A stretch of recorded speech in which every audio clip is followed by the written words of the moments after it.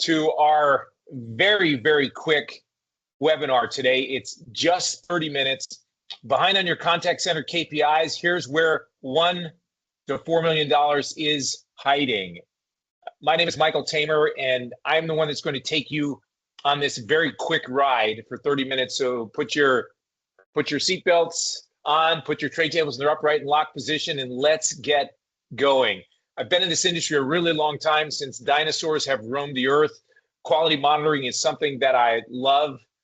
Contact centers is something I've been in for decades. And the reality is we're in a completely new world. And the reason I know we're in a new world is because I recognize and understand the old world. And I make this connection to Disneyland Park only because it seems like for years and years and decades, technologists like myself have talked to you as if you were in Disney World, Adventureland. Hey, listen, we've got this new technology that's going to do these new things, and it's a brand new frontier. And you know what? It's going to solve all of the problems in your contact center. And if you just stick with it just until we come up with the next feature tomorrow, you'll be there. And I'm not saying that we haven't delivered great technology and there aren't many things that have happened in the contact center, but the reality is that Disneyland has always been crazy expensive. And as a user of this technology, as someone who leads a contact center or participates in a contact center, we all recognize the fact that cost matters a lot. And turnover is killing us. We have uncontrollable AHT. Because turnover kills us, we've constantly got new people coming in. So we know that if we could just keep people around for a decent amount of time, we could get an AHT that's significantly lower than what we have, and could then have better control over workforce management and adherence and all the other components that come into trying to match up the right number of people to be in the right place at the right time. And we've also had for decades a solution that we desperately need, which is the IVR, but universally people hate. When IVRs came into the industry, people loved them because the very first application was a banking application, and it was to call in and get your bank balance. And it was really simple. We said, hey, listen, this is going to be faster, better, and cheaper. You're just going to be able to dial into a number and put in a code, and you're going to get your balance immediately. You're not going to have to wait along with everybody. And people loved it. They loved it because it was faster, it was better, and it was cheaper. Fast forward 30, 40 years, it's not faster, it's not better, but it is cheaper. And it's usually cheaper for the company to be able to offer it to their customers, because it just replaces people, and it doesn't take vacation, it doesn't look for another job, it just keeps working. But people universally hate it.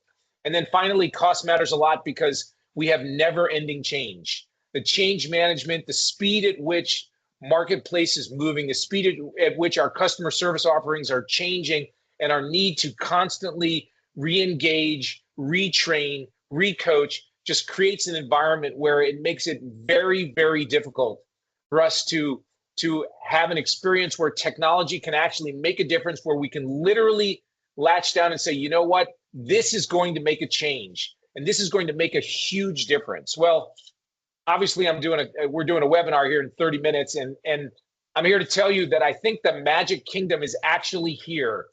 AI is going to change the world. I use the term fantasy land meets operational reality land. What I normally tell you is that I think we are actually in a too good to be true environment. I'm going to repeat that. I think we're actually in a too good to be true environment. The return on investment with the AI technologies, especially focused on AI QM, is substantial. It's significant. And most important of all, we can directly attach this technology, this capability, to areas where we can actually make a difference, where we can actually control our costs and show a definitive return on investment. The whole reason for this webinar, and because it's only 30 minutes, is that I'm going to directly focus on exactly how this occurs, why it occurs, what people are doing, what you can do, and then I'm going to leave some time to show and tell you and let you see some of the results that are coming from it. But let's get moving. So let's talk about the invisible math problem. Seconds seem really small, but you know this intuitively, and maybe you've got a way to watch that and keep track of it. But at scale, they're massive. 30 seconds in an environment doesn't sound strategic, but when you begin to multiply it in the contact center size that you have, it produces a massive number and a massive impact.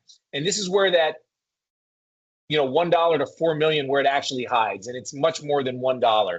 And I want to walk you through this, and I want to start with some assumptions that I've made to let you take a look at this. So the model that I'm going to use is an 8-minute AHT. 8-minute AHT, 7.5 calls per hour.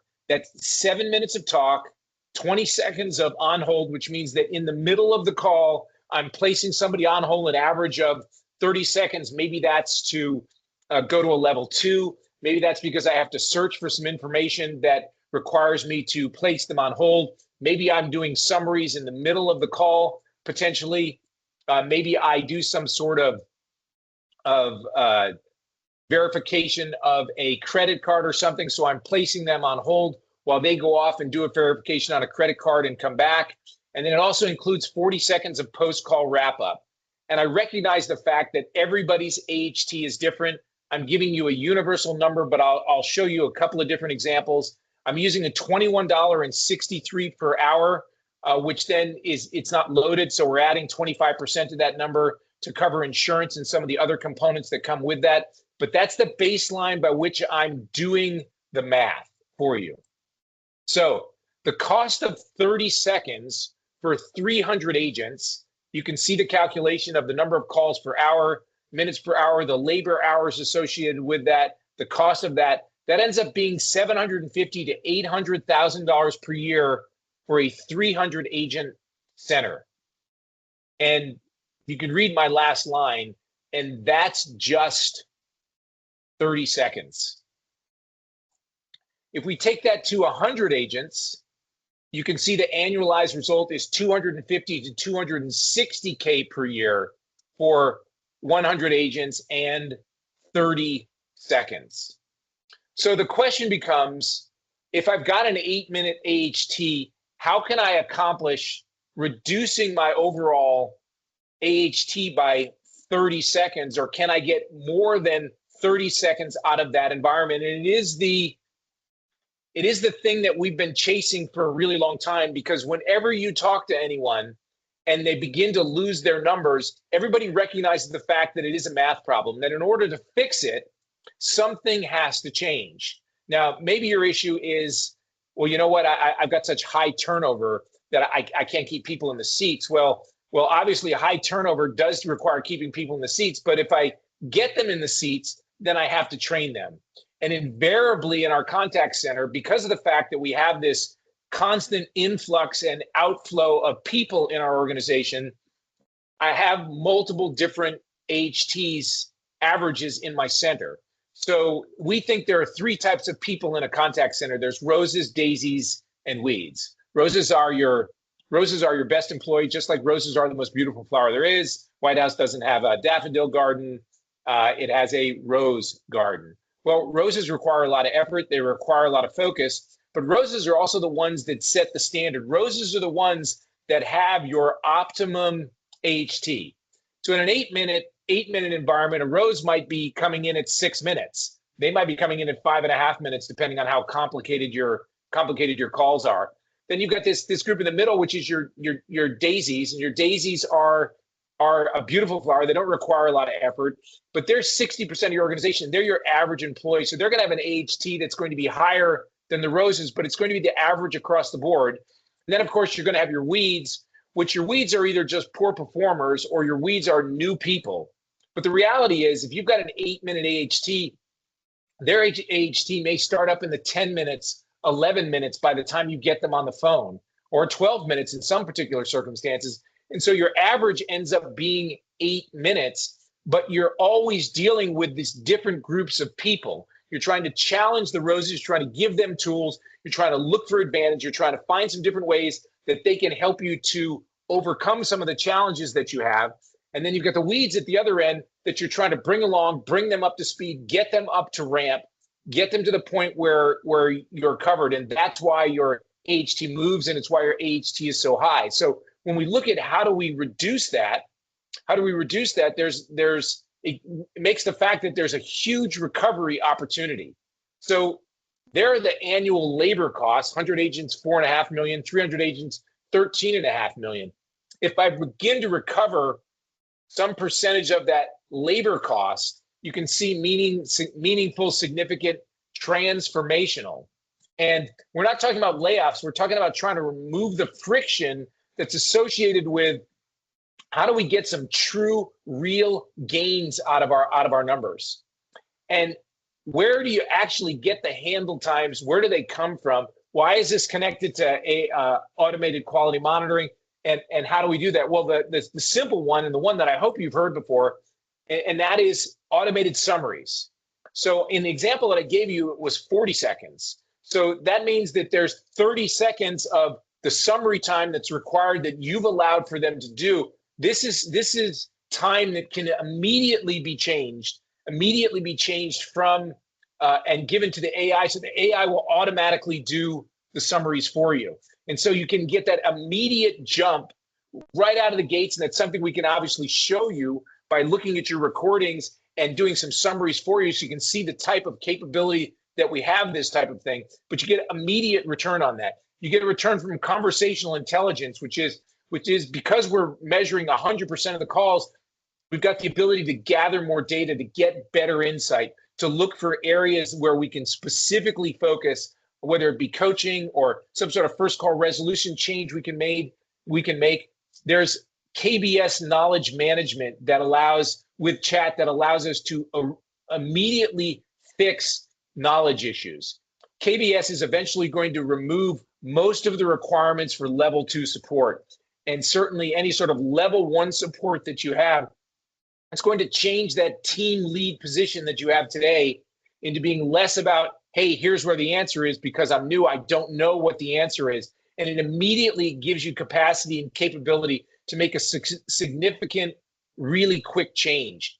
We're obviously also going to have the ability with real-time AI. So there's batch AI, which means that we just take the recordings and do just pure AI QA. But we also have real-time where it can actually participate in the call. And what the real-time boost gives us is the same thing that knowledge at moment of need, or KBS with chat, gives us, which is knowledge ramp up, change management speed almost immediately. And then, of course, you also get coaching alignment because I now know exactly, specifically what to coach them on. And if you use the technology correctly, I can begin to make those changes immediately, which saves us some problems down the road.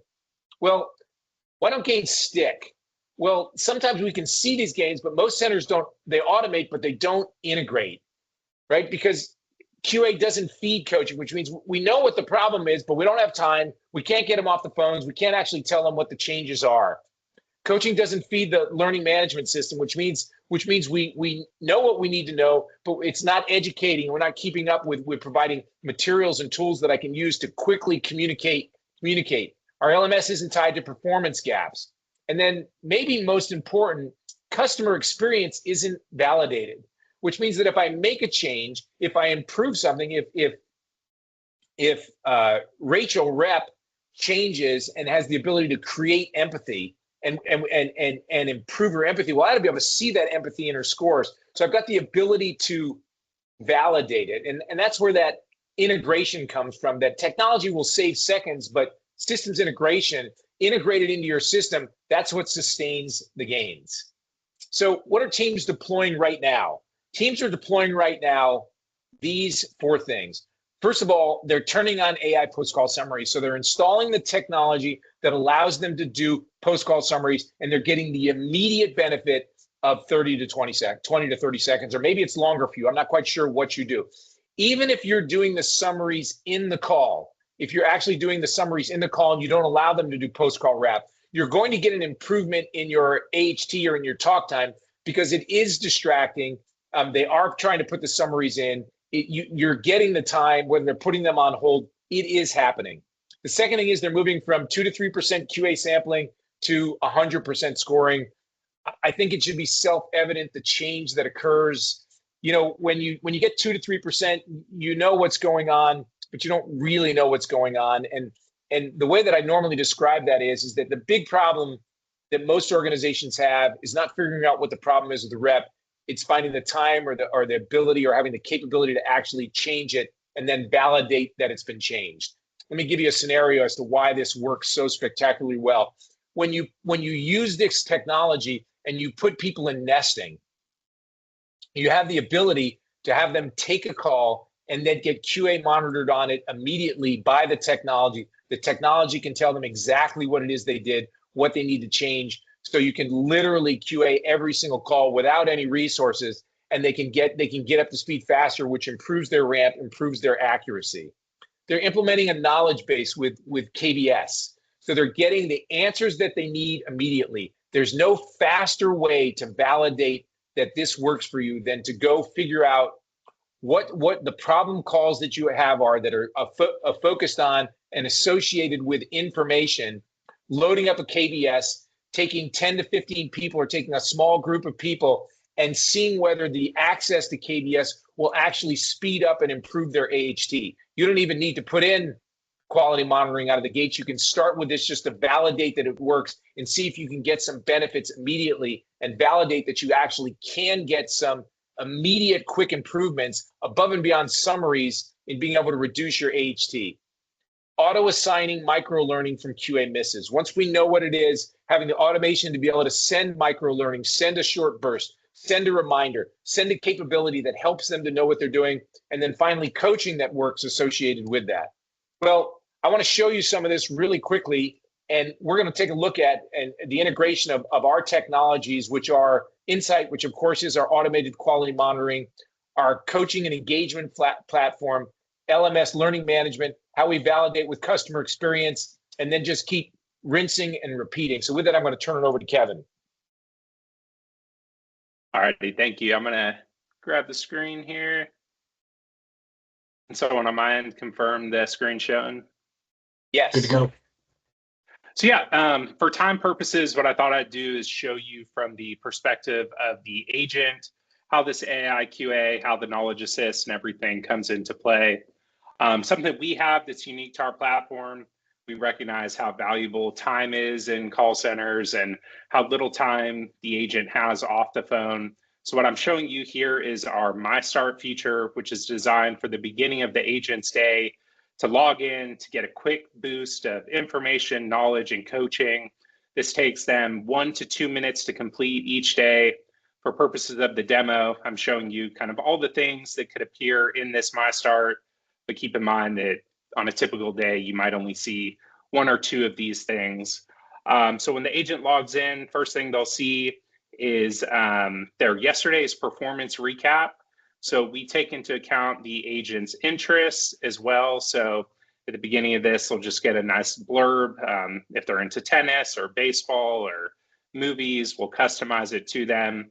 When it comes to the auto QA summary, they'll get a picture of how they did yesterday. So they'll see the number of calls reviewed, their QA score, and their compliance section or whatever section is important to you.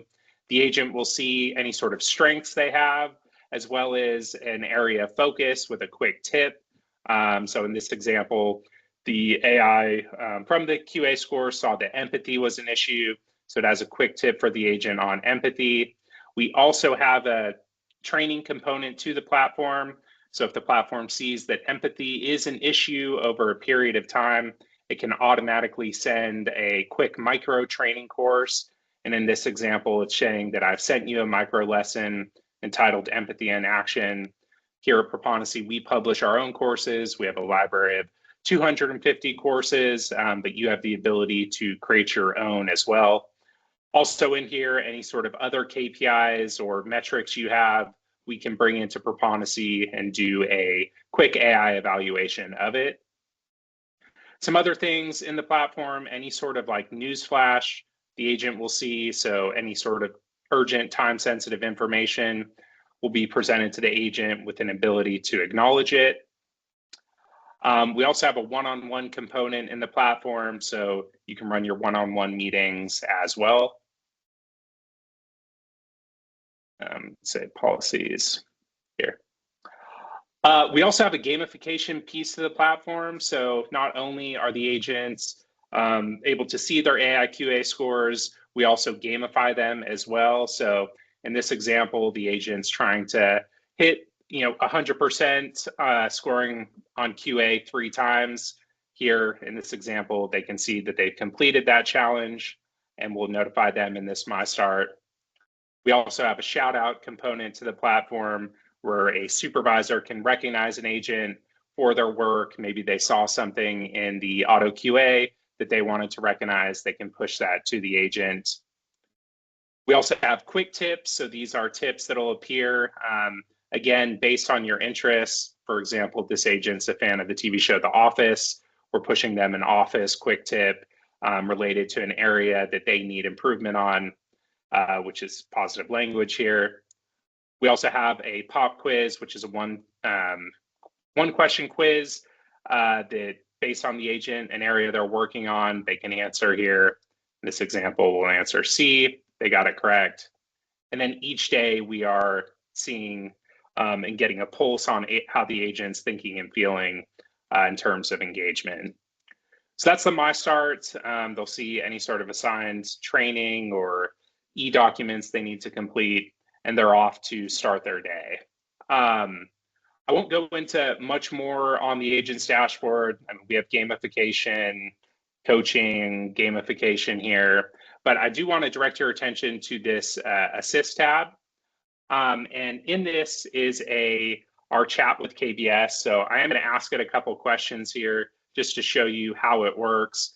But I also want to notate here that we have this Summaries tab, and I'm going to run a call real quick through this. And essentially, the way our summaries work is at the completion of a call, an agent, if you choose to, will be able to see the post-call summary of that call. We have the ability to inject it directly into your CRM or back office tool. But if you do want the agents to see that summary, you can see here that this was just generated less than a minute ago here. You can format the way you want your summaries. The agent will see that. They can copy this if they want to and paste it in there. But this is just an example of how it would appear for the agent. Now, if they're on a call and they want to ask some questions, let's just say a transportation industry question, what are class 3 type vehicles? You can ask the knowledge base here. It'll give you the answer here. These are small trucks and vans with 3 axles. It'll also give you a reference to where that came from. So if they want to dive deeper, they can click into this article and see the exact information here. They can also give feedback, so thumbs up, a comment or suggestion, or thumbs down if the response was not satisfactory. Admins have the ability to see this feedback, and they can adjust and update the knowledge base based on the agent's feedback. I'll just show you another example too here, what are defined as peak hours. So we spelled peak wrong here. That's no issue. It'll still answer the question, read it as peak hours. And then if there is no answer to the question, we have a 0 search result functionality. So if they were to ask something that the knowledge base did not have the answer to, the admin of the knowledge base would have the ability to see those 0 search results as well there. With that being said, I think unless you want me to dive into anything, nope, that's a good overview. That's a good overview, and I'm going to take the screen back if I can find it. Well, listen, you know what? I don't know where my last screen is, but my last screen, I can tell you what it says, and that is it says one simple thing, and that is that I made the comment with regards to IVR that was focused on things being that there was 3 components that made the IVR in the banking business significant when we first introduced it into the contact center, and that was that the IVR was faster, better, and cheaper. We did this webinar in 30 minutes, and we obviously did it really, really fast. And that's because, one, we respect the fact that time matters to you and cost matters to you. So we want to be faster. But the reason that we want to be faster, better, and cheaper is because that is the underpinning of what our company is all about. So we're faster in being able to deploy this type of technology into your organization, which means it can be done in a month or two. It doesn't require, setting something up for 6 months or a year associated with it. We're going to be better because of the integration that we have between the different technologies that we have. Not only can we bring in the quality monitoring and take advantage of the summaries, but it's also integrated into our LMS, into our coaching system, and into our customer feedback technology, so we can actually close the loop and make sure that we've got the solutions that we're actually looking for. And then I hope we're cheaper. I hope that we've created an environment that allows us to be a competitive advantage to you and be able to get the returns that you're looking for in that environment. Our goal is ultimately to be able to work within your organization, within your infrastructure, to be able to make this as IT light as possible. There was a question put out there. We're using our own solution or integrated solution that we're using for our AI measurements of those tools. So it's something that there was a chat question that just came out on that, which we responded to. So our ability to be able to provide for someone like yourselves to be faster, better, and cheaper, we think gives you an advantage and something that we would love to work with you on. We are at 12:27, which means that I actually have 3 minutes. One of the things that I've always done, if you've ever listened to one of my webinars, is that I bequeath you back the time, because I know how important it is for you to be able to use those minutes, but we're also happy to stick around and answer any questions that you have. We'd love to follow up with you. We'd love to participate, learn a little bit more about your environment, what you're doing, see whether there might be an opportunity for a pilot or to do something, to try some things out, to be able to work with you, to see whether we could pursue some of these angles with you. And as always, we're grateful and feel privileged that you took the time to spend with us to learn a little bit about what it is we're doing. My guess is you're going back to your contact center. And when you do, please go back, be brave, be courageous, and most important of all, enjoy it, because you get to work with people and you get to work with customers, and we all signed up for this crazy business to be involved in, and we're all a little nutty, but that's what goes. So great to talk to you. Look forward to talking to you sometime soon. Thank you so much for being a part of our webinar. We'll stick around if you've got any extra questions. Otherwise, have a great day.